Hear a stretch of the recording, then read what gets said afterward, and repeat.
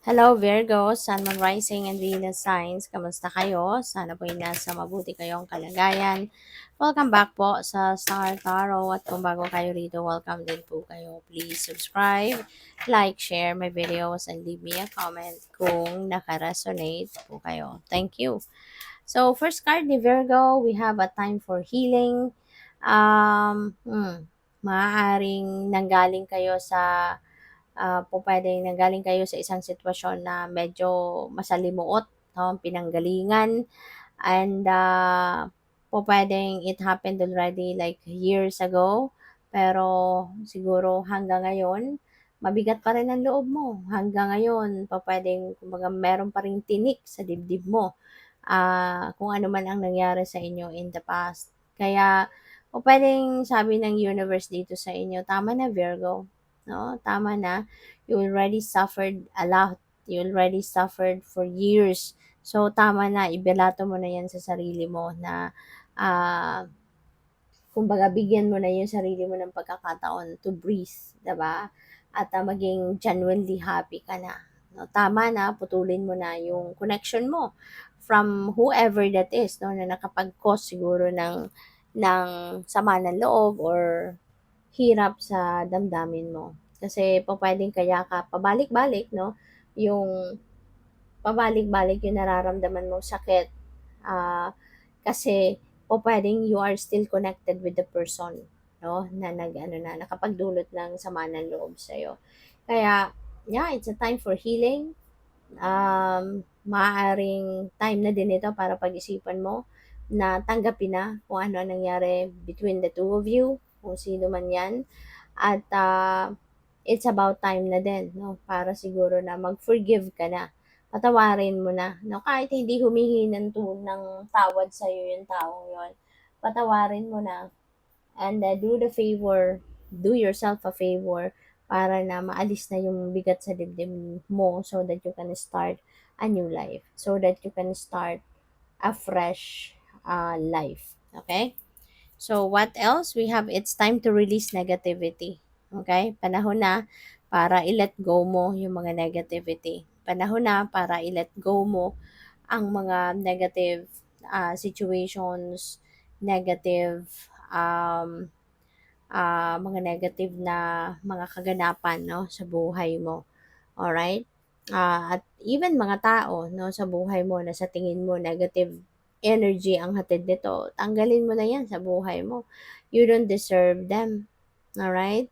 Mas piliin mo, 'no, na na balutin mo yung sarili mo ng positivity, including positive people, 'di ba? Mga happy people, mga encouraging people, mga supportive people, mga mababait, yun may mabuting puso. Yun ang mga magandang klasing tao, no? Ang dapat na kinakausap ninyo, dinidikitan ninyo, 'di ba? So, we have surrender to the divine, Virgo. So, maaari na you are going to start surrendering everything now to the divine. Okay? Magandang realization ito kasi alam naman nating lahat na maraming bagay ang hindi natin kontrolado. So, bakit pa natin ipagpipilitan ang gusto natin? Bakit pa natin ipupush ng ipupush kung ano yung gusto natin mangyari? If nakikita na natin, nararanasan na natin na it's not going to work out, no? The way we are approaching our situation, 'di ba? Kasi po pwede na ang iba sa inyo, let's say for example, meron kayong ah, endeavor, no?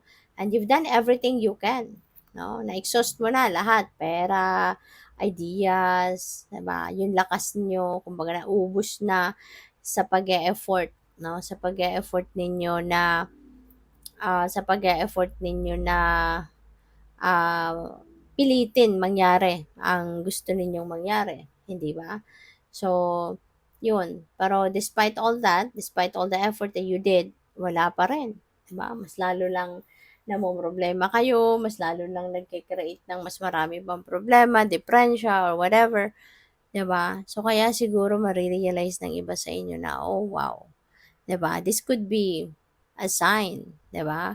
Na it's about time na for you to just divert your attention and energy into something else. 'Di ba? At marirealize din siguro ninyo na you'd rather surrender to the divine.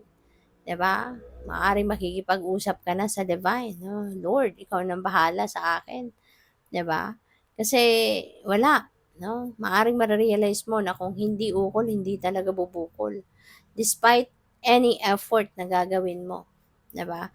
Kung talagang it's not meant for you, it won't happen, 'di ba? Kaya 'yun. Well, it's good, no? Na you're going to surrender to the universe, 'di ba? At kapag nagso-surrender ka, dapat gagawin mo din yung parte mo pa na lagi kang makinig sa guidance ng universe. Lagi kang makinig sa ano niya, sa mga intuitive messages na pinapadala sa'yo. Kasi that is going to lead you, no, towards the right path. Kung ano na yung gagawin mo, ano na yung susunod na mga steps, no, na kailangan mong gawin. So, by the way, maraming salamat for subscribing. And if you haven't subscribed yet, subscribe na kayo. And also, maraming salamat for not skipping the ads. Malaking bagay yan sa akin. And also, please click the join button sa baba ng video kung gusto mo na mag-join kayo sa membership. Okay? Salamat po. So, we have waves. Ayan. So, mukhang ano to? Mukhang um, parang related yan, no? Yung energy na to is related to this surrender to the divine. Yung mga nasabi ko kanina. Na siguro, ang iba sa inyo, you were caught up with something na parang magulo, no? Turbulent ang sitwasyon sa buhay ng iba sa inyo siguro. Magulo, maaring may mga pag-aaway, maaring may mga hindi magandang nangyayari sa buhay ninyo and even siguro sa relationships ninyo with the people around you. Parang magulo, no? Parang may mga hindi pagkakasunduan, yung gano'n. But it feels like to me, na ah, imbes na ang best na gawin dito, maybe that's what you're going to realize na instead na sumalungat ka, imbes na salubungin mo yung waves, 'di ba? Sasabay ka na lang sa alon.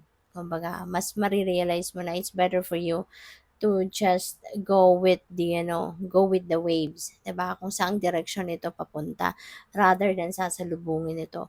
Ganun din, no? Katulad, no, na kunyari, may mga tao na hindi kayo nagkakaintindihan, 'di ba? Instead na sasalubungin mo din yung galit nila, instead na sasalubungin mo din yung ibang papatulan yung galit nila, yung inis nila, 'di ba?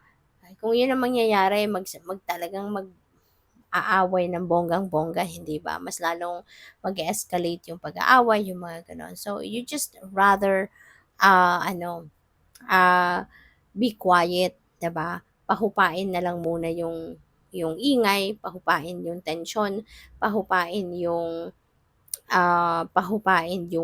galit, yung emosyon, 'di ba? And then think, 'di ba, kung ano ang best na gagawin, ano yung best approach that you can do, 'di ba? At tsaka mo na balikan, tsaka mo na kausapin, tsaka mo na lapitan, 'di ba? Kasi kung magsasalubong ang parehas kayong galit, parehas mataas ang emosyon, 'di ba? Saan papunta 'yon? 'Di ba? Mas lalo lang kayong magkakaaway at mas lalo lang kayong magkakagulo.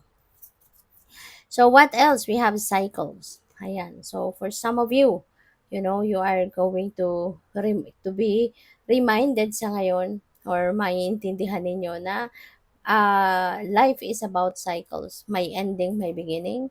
Maaring meron mga relationship dito na pwedeng tatapusin mo na lang. You're rather end it, 'di ba? Para na maging tahimik ang lahat, na magkaroon na lang kayo ng yung parang aalisin mo na lang siya sa buhay mo para sa katahimikan ng lahat, parang gano'n, 'di ba? And you're just going to start something new.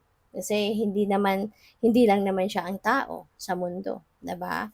Kung kunyari, kaibigan mo 'to, 'di ba? Maaring kaibigan mo yung nakaaway mo, kaibigan mo yung hindi ka maintindihan, yung kaibigan mo yung hindi niya magets na, teka lang, may sarili ka ding damdamin, may sarili ka lang judgment, may sarili ka ding desisyon, hindi ba?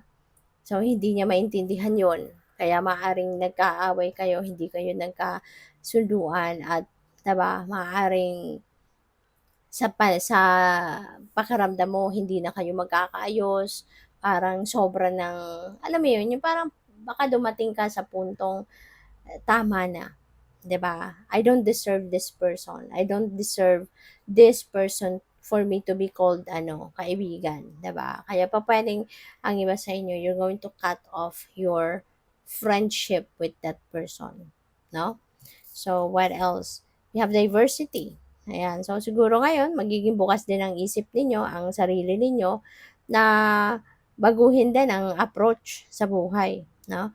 Na kung dati lang, maaaring nagsisettle na kayo sa kung ano lang yung nakasanayan ninyo, okay na kayo doon sa kung ano yung madalas na ginagamit ninyong approach sa pagharap sa hamon ng buhay, 'di ba?